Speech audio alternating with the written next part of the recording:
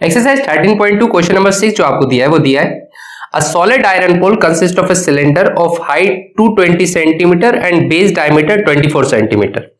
एक solid iron का pole है, पोल मतलब खंबा आयरन का है, एक सिलेंडर के शेप का है जिसकी हाइट दी हुई है 220 सेंटीमीटर। हम पहले एक आयरन पोल बना लेते हैं, ये हमने आयरन पोल बना लिया। इसकी हाइट दी हुई है 220 सेंटीमीटर, दिस इज 220 सेंटीमीटर, और इसका बेस डायमीटर दिया हुआ है 24 centimetre, this is 24 centimetre. Base diameter दिया है 24 centimetre which is surmounted by another cylinder of height 60 centimetre. इसके ऊपर एक और सिलेंडर रखा हुआ है जिसकी हाइट जो है वो 60 सेंटीमीटर है। एक और सिलेंडर जिसकी हाइट दी हुई है 60 सेंटीमीटर एंड रेडियस 8 सेंटीमीटर, और उसका जो रेडियस है वो 8 सेंटीमीटर है। ये हमने दूसरा बनाया जिसका रेडियस जो है 8 सेंटीमीटर है और हाइट दी हुई है दिस इज 60 सेंटीमीटर, 60 सेंटीमीटर के बराबर, और इसकी R2 बोल देते हैं। इसकी रेडियस दी हुई है 8 सेंटीमीटर के बराबर, 8 सेंटीमीटर। ये अपन R1 बोल देते हैं। R1 की वैल्यू कितनी हो जाएगी 12 सेंटीमीटर, मतलब 24 divided by 2 which is equal to 12 centimetre. इसको अपन H1 बोल देते हैं, तो H1 इज इक्वल टू हो गया 220 centimetre, this is H2, this is equal to H2 बोल देते हैं। ये हो गया हमारे पास H2। तो यहां पर भी लिख देते हैं हमारे पास जो चीजें हैं वो क्या है।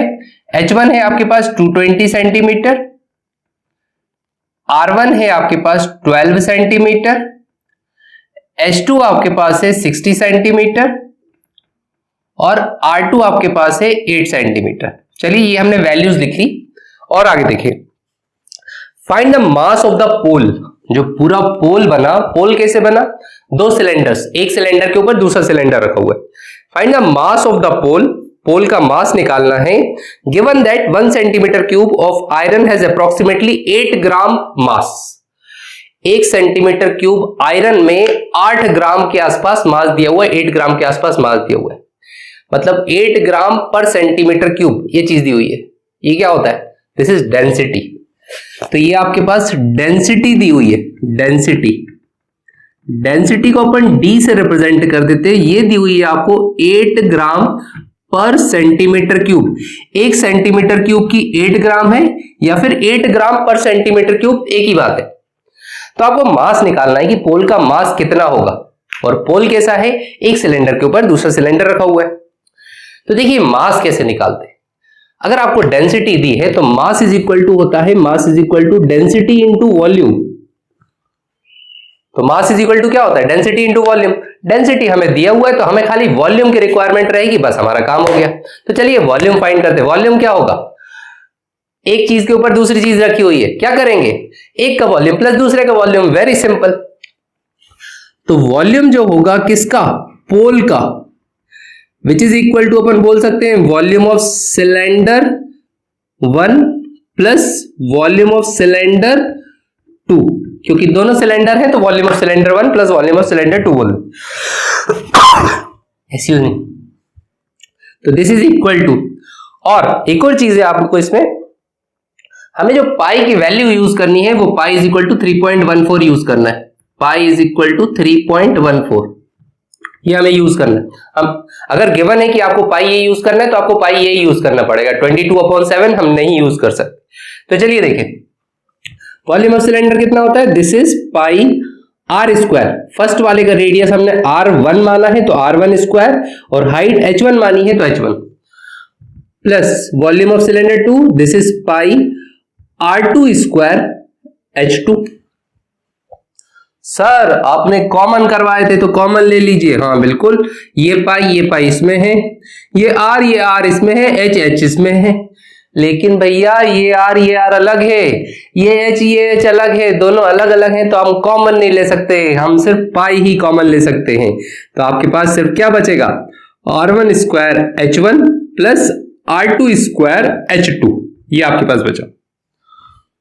और देखें पाई की वैल्यू क्या लेंगे, pi is equal to 3.14 R1 square, what is R1 is 12, तो मतलब 12 का square into H1 is 220 plus R2 का स्क्वायर, R2 इज 8 8 का square into H2, this is 60। चलिए अब कॉमनली देखते हैं। तो दिस इज इक्वल टू, मतलब वॉल्यूम इज इक्वल टू आपके पास आ जाएगा कितना, 3.14। 12 का स्क्वायर इज 144 इंटू 220 प्लस 8 का स्क्वायर इज 64 इंटू 60।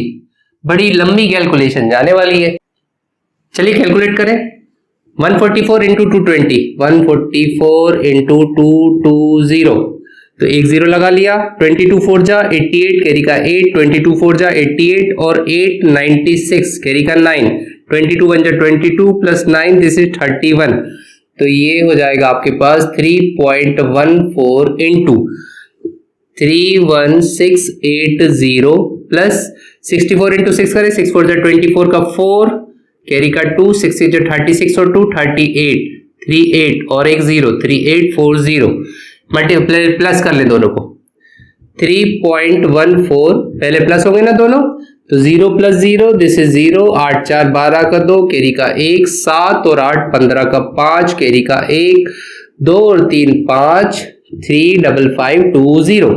मल्टीप्लाई करिए, 35520 इंटू 3.14। चलिए 3.14 से करें, 400, 4 2 जा 8, 4 5 जा 20 का 0, कैरी का 2, 4 5 जा 22, कैरी का 2, 4 3 जा 12 और 2 14।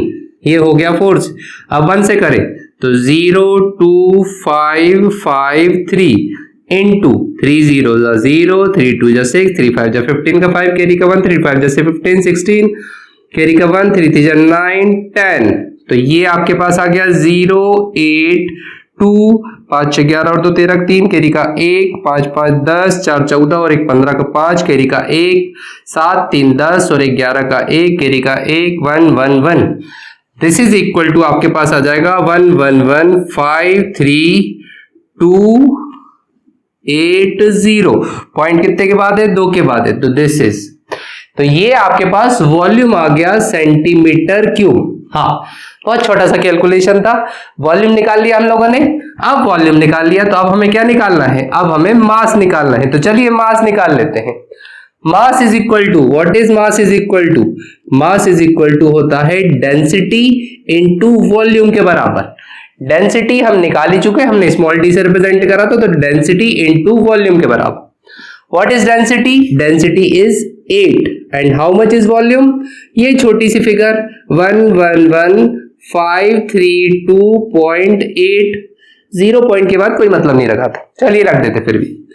8 0 जा 0, 8 8 जा 64 का 4, कैरी का 6, मल्टीप्लाई कर दे, मल्टीप्लाई कर रहे हैं, कैरी का 6 8 2 जा 16 और 6 22, कैरी का 2, 8 3 जा 24, 24 और 2 26 का 6, कैरी का 2, 8 5 जा 42, कैरी का 8 5 जा 42, कैरी का 4, 8 1 जा 8, 8 4 12 का 2, कैरी का 1, 8 1 जा 8 9 8। तो दिस इज इक्वल टू, ये आपके पास आ जाएगा 892.26240। पॉइंट कितने के बाद है, 2 के बाद, दिस इज ग्राम। एनसीईआरटी में जो आंसर दिया है दिस इज इन किलोग्राम, तो किलोग्राम, ग्राम को किलोग्राम में कन्वर्ट करने के लिए हम क्या करेंगे, 1000 से डिवाइड कर दीजिए। तो this is equal to 262.40 upon 1000, 1 2 3 kilogram. अब डिवाइड में 3 जीरो है तो क्या करें, पॉइंट को 3 बार सरका दीजिए, जितने जीरो उतनी बार सरकेगा लेफ्ट हैंड साइड, तो लेफ्ट हैंड साइड 1 2 3, तो पॉइंट आएगा यहां पे, this is equal to 892.26 kilogram. बस भैया थक गए कैलकुलेशन करते करते, नेक्स्ट क्वेश्चन देखेंगे।